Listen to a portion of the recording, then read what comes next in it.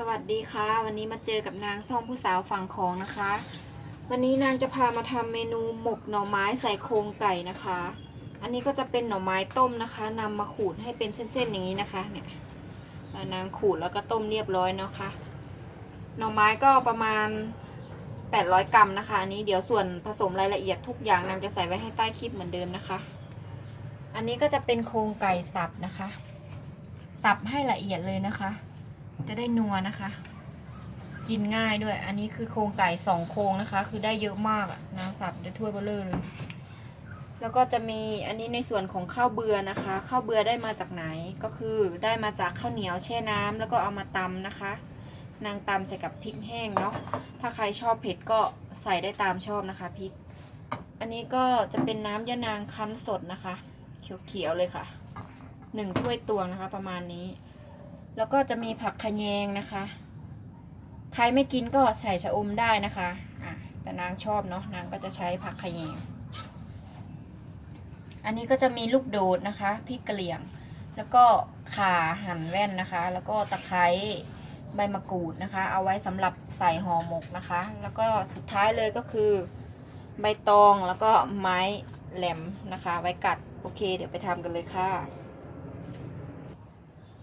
นี่นะคะเราต้องมีกระมังไว้คลุกนะคะนางจะไม่ตำเนาะเพราะว่าคลุกนางมันน่าจะไม่หมดคลุกเอาก็ได้ค่ะเข้าเนื้อเข้าหนังเหมือนกัน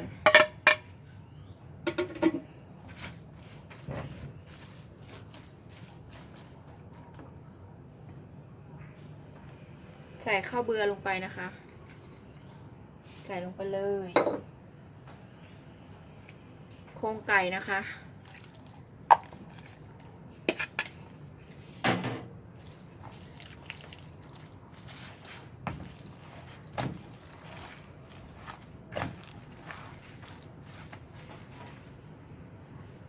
เติมน้ำยะนางลงไปนะคะใส่ไปก่อน1/2นะคะดูด้วยนะคะว่าถ้ามันเหลวไปน้ำเยอะไปแล้วก็ไม่ต้องใส่หมดก็ได้นะคะ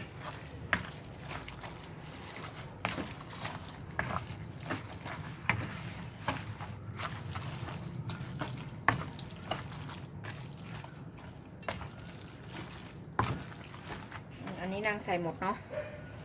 เพราะหน่อไม้นางก็เกือบโลค่ะ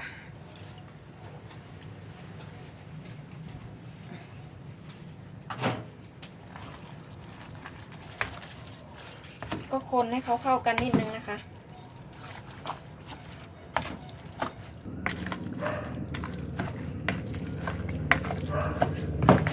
นี่นะคะก็จะได้ข้นๆอย่างนี้นะคะทีนี้เราก็จะฉีกใบมะกรูดลงไปสักนิดนึงนะคะ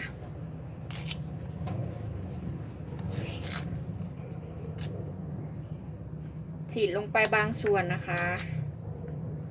บางส่วนก็เก็บไว้นะคะโอเคเดี๋ยวเรามาปรุงรสกันเลยเนาะ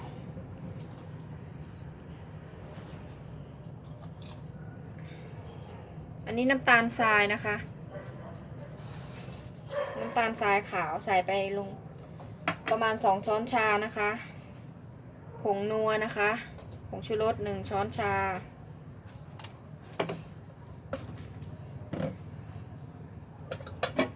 เกลือป่นนะคะเกลือป่นนะคะประมาณ1 ช้อนชาเหมือนกันนะคะ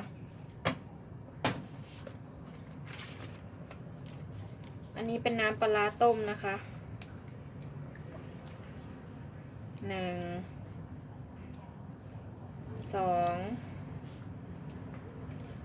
3ใส่ไป3ก่อนนะคะ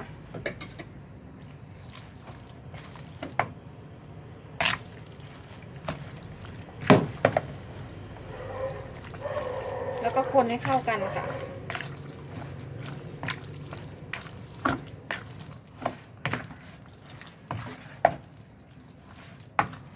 นี่นะคะคลุกเคล้าให้เข้ากันแล้วเราก็เตรียมมาห่อกันเลยนะคะ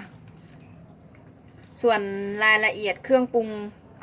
นางจะใส่ไว้ให้ใต้คลิปเหมือนเดิมนะคะสำหรับใครที่เข้ามาดูก็อย่าลืมกดปุ่ม3 เหลี่ยมใต้คลิปนะคะ เพราะว่านางจะเขียนไว้ให้ตรงนั้นนะคะ ลองไปทำกันดูนะโอเคทีนี้มาห่อกันเลยค่ะนี่นะคะเราก็เตรียมตองไว้2แผ่นนะคะอันนี้ไว้ข้างล่างอันนี้ไว้ข้างบนนะคะสลับกันอย่างนี้เนาะทีนี้เราก็จะใส่ตะไคร้นะคะเอาวางลงใต้นี่เลยนะคะตะไคร้แล้วก็ข่านะคะใบมะกรูดนะคะตามชอบนะคะชอบเยอะๆหอมๆก็ใส่เยอะได้นะคะแล้วก็ผักขะแยงค่ะใส่ลงไปเลยใส่เยอะๆหอมค่ะ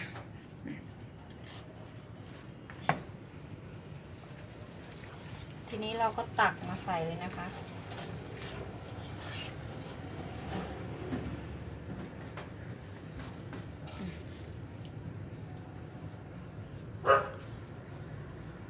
ห่อเล็กห่อใหญ่แล้วแต่ชอบนะคะ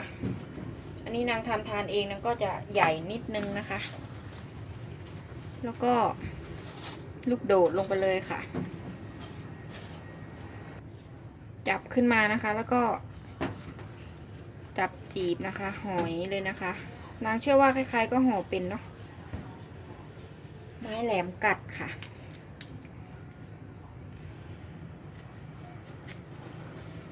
นี่นะคะอันนี้คือห่อแรกนะคะโอเคห่อไปเรื่อยๆค่ะเดี๋ยวห่อให้ดูอีกห่อหนึ่งนะคะตะไคร้ข่าตะไคร้นี่วางเยอะๆนะคะหอมมากเลยเวลาหมกเสร็จนะคะกลิ่นเขาจะระอุขึ้นมาเนาะ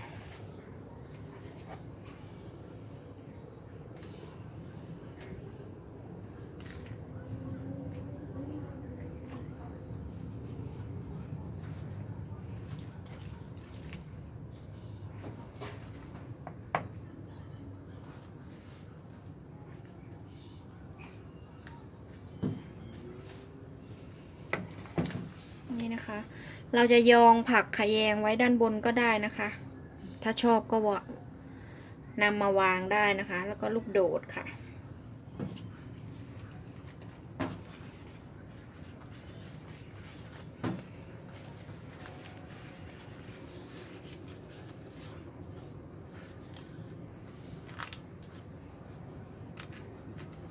นี่เลยค่ะอันนี้เป็นห่อที่2นะคะโอเคเดี๋ยวนางขอห่อไปเรื่อยๆนะคะแล้วไปดูตอนนางนึ่งกันแล้วกันนะคะนี่นะคะทีนี้นางห่อเสร็จแล้วเนาะทั้งหมดได้11ห่อนะคะนี่เลยค่ะห่อใหญ่ๆบักเบ้งเลยนะคะนางห่อใหญ่มากกินห่อเดียวคืออิ่มเลยนะคะทีนี้เราก็นำไปนึ่งเลยนะคะเนี่ยนะคะระหว่างที่นางห่ออยู่นางก็ตั้งหม้อไว้นะคะให้น้ำเดือดเนาะทีนี้ก็เอามาเรียงใส่ซึ้งเลยค่ะน่าจะนึ่ง2 รอบเนาะเพราะซึ้งนางเล็ก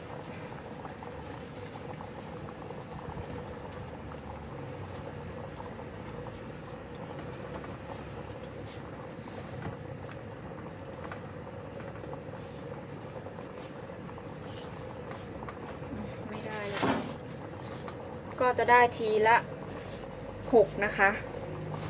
จะนึ่ง2 รอบโอเคค่ะนึ่งประมาณ30 นาทีนะคะเดี๋ยวมาดูกันตอนสุกนะคะ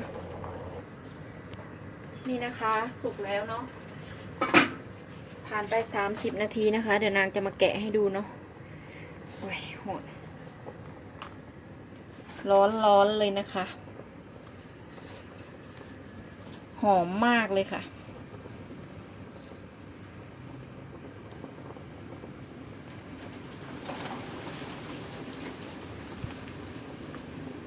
หอมมากดูดิน้ำอันนี้นะคะคือหน้าตาหมกหน่อไม้นะคะใส่โครงไก่สับนะคะโอเคค่ะสำหรับเมนูนี้นางก็ขอฝากไว้ด้วยนะคะถ้าใครชอบก็อย่าลืมกด Subscribe กดไลค์กดแชร์ให้นางด้วยนะคะที่สำคัญอย่าลืมกดกระดิ่งนะคะนางขอตัวลาไปกินข้าวก่อนแล้วนะคะอดใจไม่ไหวแล้วค่ะข้าวเหนียวร้อนๆรออยู่บ๊ายบายค่ะ